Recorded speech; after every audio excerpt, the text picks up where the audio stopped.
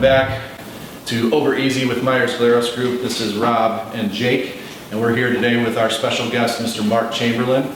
Well, let's get started. So the first step, we've got the oven preheating. We need to wash and dry all the produce. Once we do that, we're just gonna cut the potatoes into 1/2-inch thick wedges. Okay. So how many programs have you done? This will be number 3. Yeah. Season 1, episode 3? Yep, season 1, episode 3. So it'll be a few seasons before we're on Netflix. Okay. It's a beautiful kitchen. Thank you. Now you guys have a little cooking area, It's about 2,500 square feet. yeah, it's a little one. It's, it's taken since COVID, it's really been underutilized. We host a lot of events there, and we have clients and friends come over and cook, but, hopefully you guys are getting good use out of this. Yeah. Last time I was here was the grand opening. Oh, okay. Yeah, we may have borrowed this idea from you guys, as a matter of fact.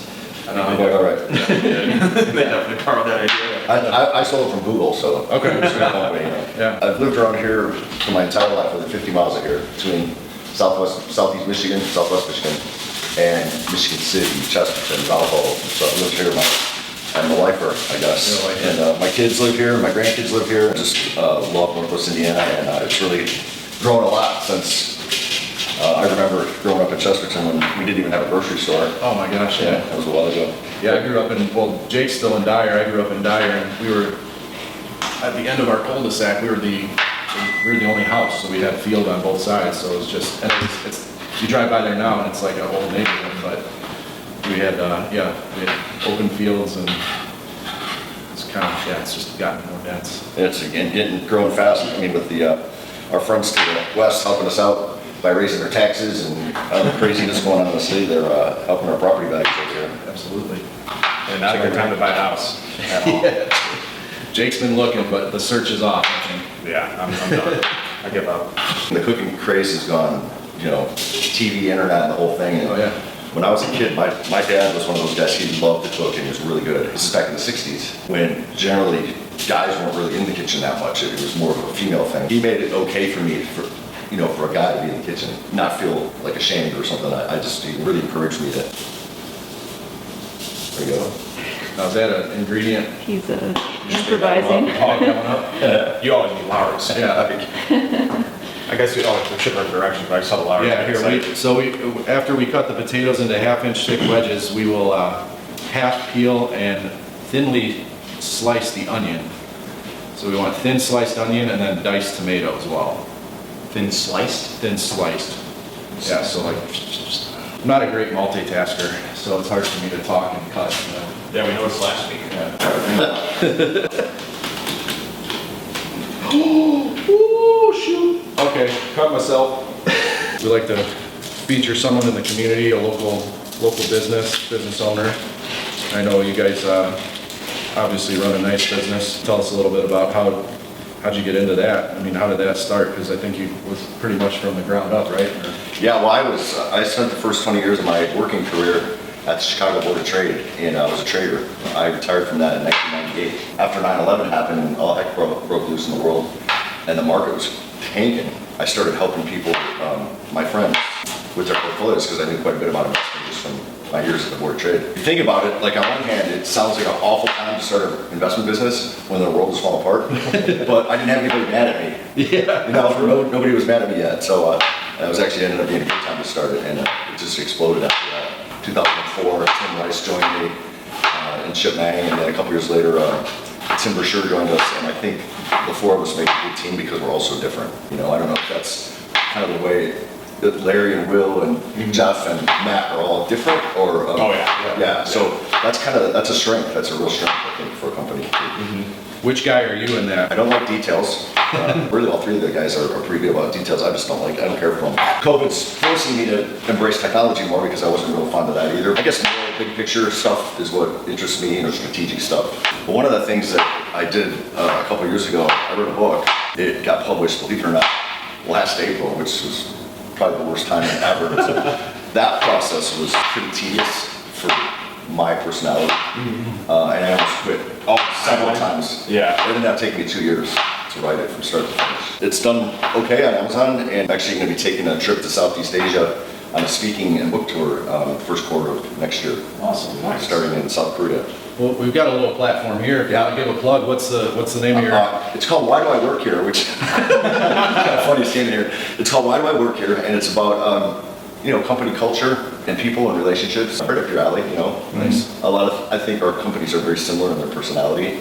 That the things that are important to you and the way you conduct business, the way you treat clients, and that's all pretty much. So that's what I wrote about. It's a lot of focus on millennials because, like you guys, we're a fairly young company, with the exception of me. But we have a lot of millennials, and that's the future of the business. Maybe we should all get a copy and do a little book study. Yeah, you can go to markwchamberlain.com. The site will email you the first chapter, so that way I figured that was fair that if they didn't like the first chapter, you wouldn't have to waste your money on buying the book. So I just felt like that was a fair thing. That's to pretty do. cool. Awesome. Well, yeah. So everybody read that first chapter. I think the sugar's probably for the jam. Yeah, we didn't have any bag sugar, so we just grabbed a bunch of packets of Okay. sugar at work. I've been starting to get into more exotic stuff. Of course, I've been cooking, I was saying earlier, I've been cooking for 50 plus years since I was a kid. So I'm starting to get into things like sous vide, it's cooking under pressure. Oh, I yeah. love to braise. I did short ribs a couple weekends ago. I just love short ribs. And it's a good technique. It's hard to screw it up. That's one of the reasons I like it. I think your aprons do clean. Yeah. You want to hook me up? There we go. Thanks. I was looking for a place to put it. Keep mine, I'm the guest. I keep Yeah, mine nice and we clean. have these white ones, but you came in sporting the black. I guess Chef coat. Yeah, it makes sense that a chef coat should be black, so it doesn't pick up stains. Depending on what you're cooking, you should never put cold oil in a cold pan. Okay. Because then if you put the food in it, it just soaks up, makes the food oily.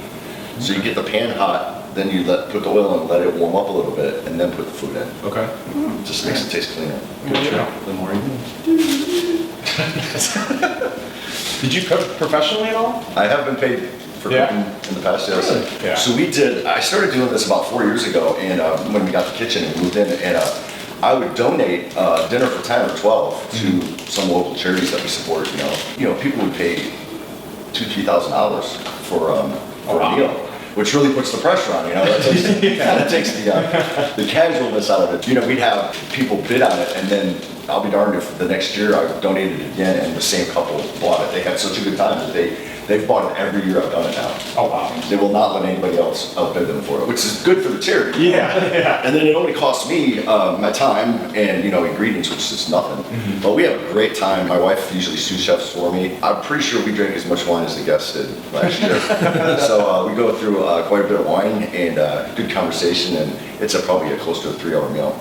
You guys do it at the. Yeah, I do everything. I prepare some stuff ahead of time so I can interact with the guests, Sort of like this where, when it's called mise en place, it means that everything is ready and in its place.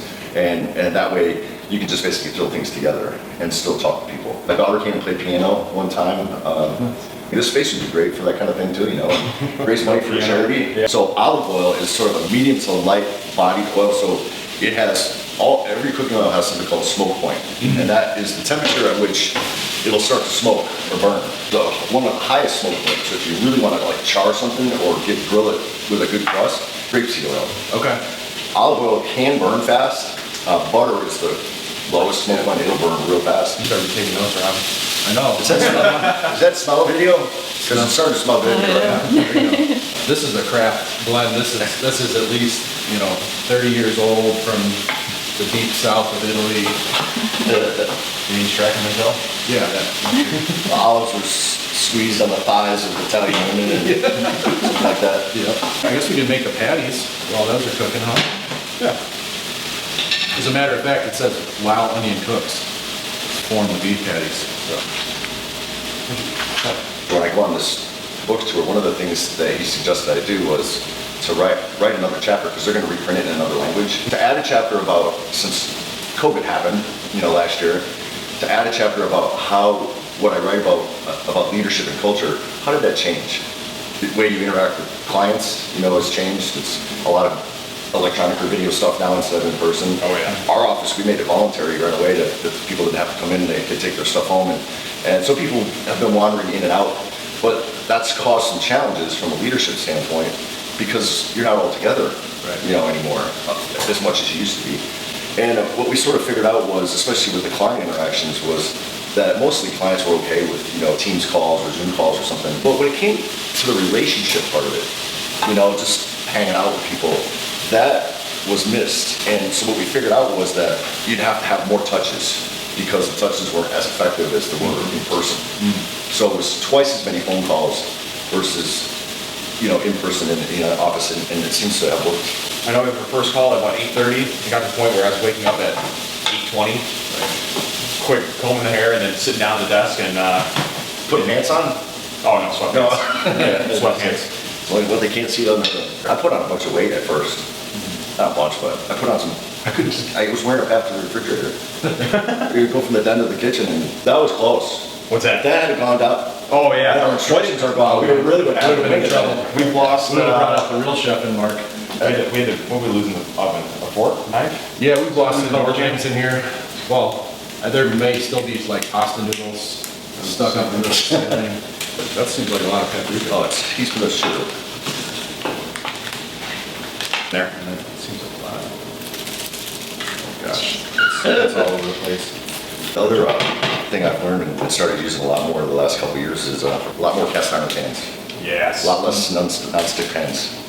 Is that because of, it just cooks hotter, or is it You can the just- chemicals in the, I don't know. Depending on who you talk to and or who you listen to chef-wise, a lot of the really skilled chefs, the only time they use non-stick is with eggs.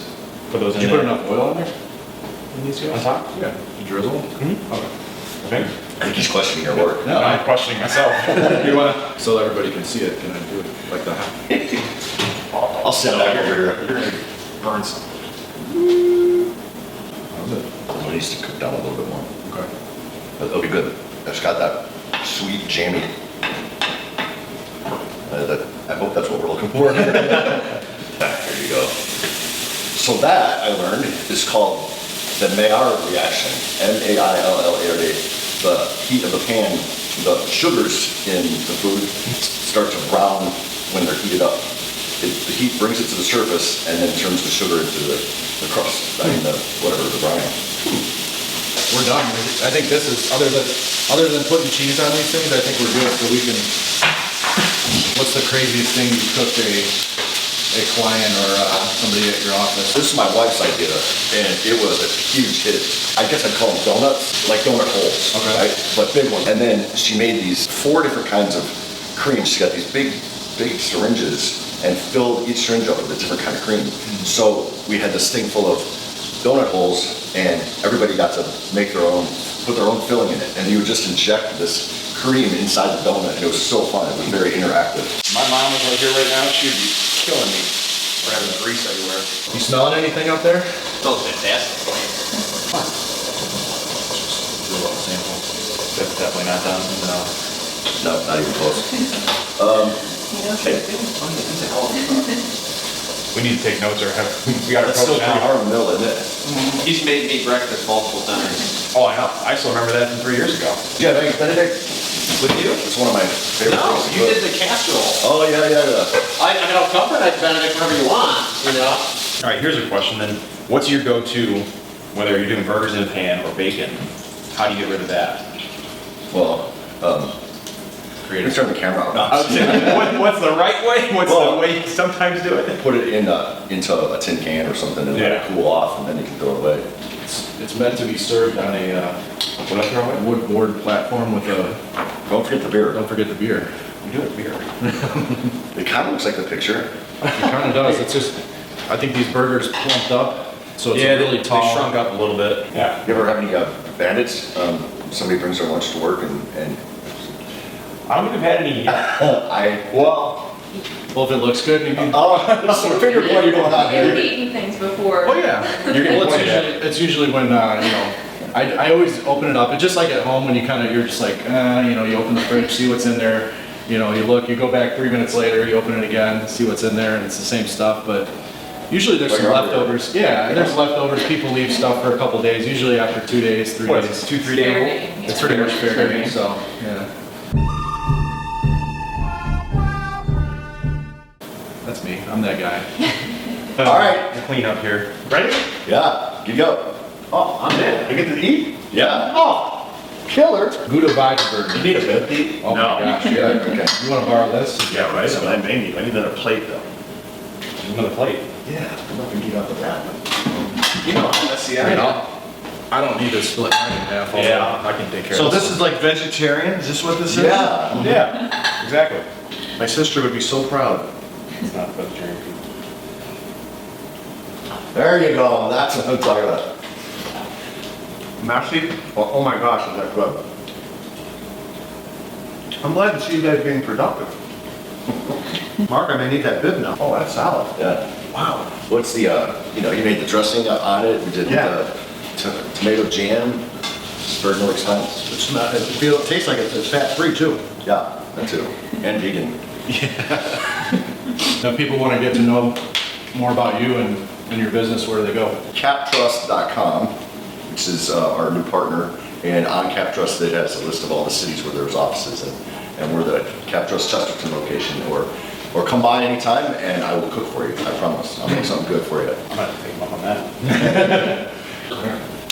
Nobody got hurt. No, Yeah, not this time. no blood, no. I just want to know who's cleaning the mess up. I gotta go. Yeah. Oh, nothing's crazy to him back there. Maggie, is that what you get to do? That's what I get to do. Don't come up with the stove, because there's oil and grease. Yeah, this is pretty bad. Yeah, the paprika. Jake's mom would be impressed. Yeah, See, I told you she'd be mad. yeah, you said that when the grease from the burgers is going. Oh, yeah. Place. My mom was here, she'd kill me. This was the most informative episode, Oh, yeah. like by far, which is a good thing. Yes. So we had to fill some space before, so. Yes. Yeah. Yeah. Megan, where'd you get the meat at? This is HelloFresh. That's hello good. Dude, I was at Rob. Do you, okay, we'll do 3, 2, 1. On go or on one? Oh, wait. We always struggle with this. Cooking is hard, insurance doesn't have to be.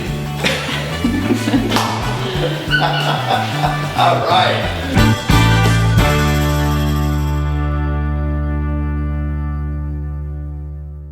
Oh, shoot. I might have potato. You're not done yet.